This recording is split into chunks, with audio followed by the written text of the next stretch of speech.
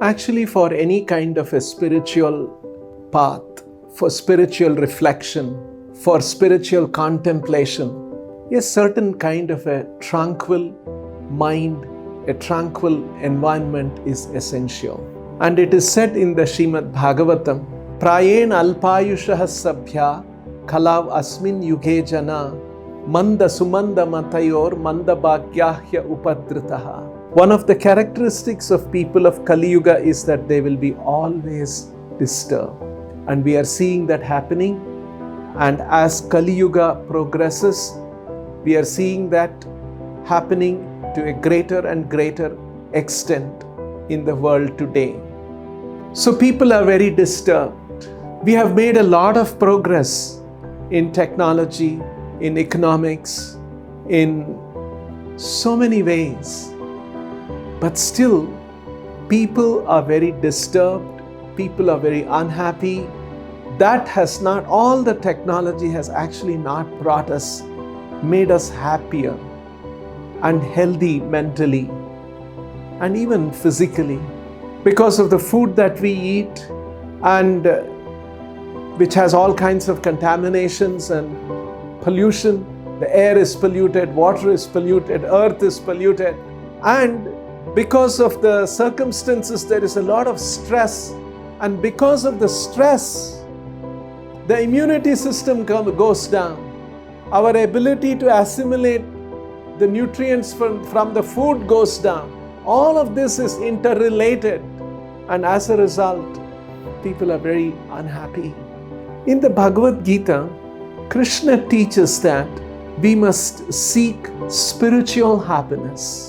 Spiritual happiness which is not dependent on the material body and the material circumstances actually completely brings satisfaction. Atman evatmana tushtaha sthita pragnastadhochyate. This is the characteristic of a spiritualist. He has found great spiritual pleasure within himself.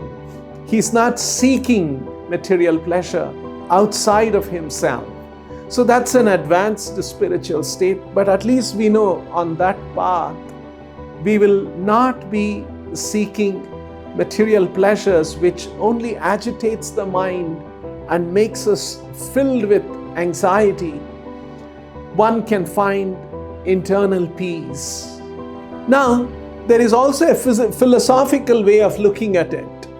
Bhagavad Gita enables us that actually our life happens at two levels. One is the material level of the body, and inside the body is the spirit. And we must be focused on the spiritual well-being, because ultimately we are the spirit. One day we will leave this body. The body which we have been using will be left behind, and the spirit will move on. And the body will be dealt with by the rest of the people who are there and turned into ashes. So even now there is a material level and there is a spiritual level, two levels of our existence.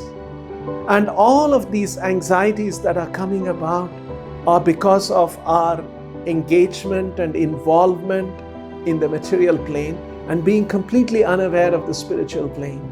So our Acharya Srila Prabhupada used to give an example. Suppose there is a man, he is dreaming. He is asleep and he is dreaming. And in the dream there is a tiger that is chasing him. Then what can he do? He is full of anxiety. He is stressed out. And how can we help such a person? One way to help a person who is having such a nightmare is to somehow get into his dream with a dream gun and shoot the dream tiger. That's one way. There is yet another way to help a man who is having such a nightmare. You just wake him up, shake him and wake him up, and he will wake up. Oh, once his dream ends, he'll come out and see, there is complete relief, isn't it? Bhagavad Gita presents this method of finding relief. We may have, out of necessity, we may have to engage with the material world, and there may be concomitant anxieties coming because of the engagement with the material world.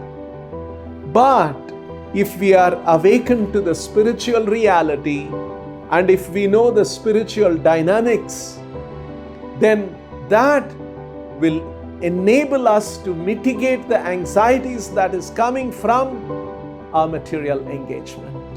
So when we are awakened to spiritual truth, even the anxieties that are there around us because of our material existence, we will know how to not be affected by that. So this is a great lesson.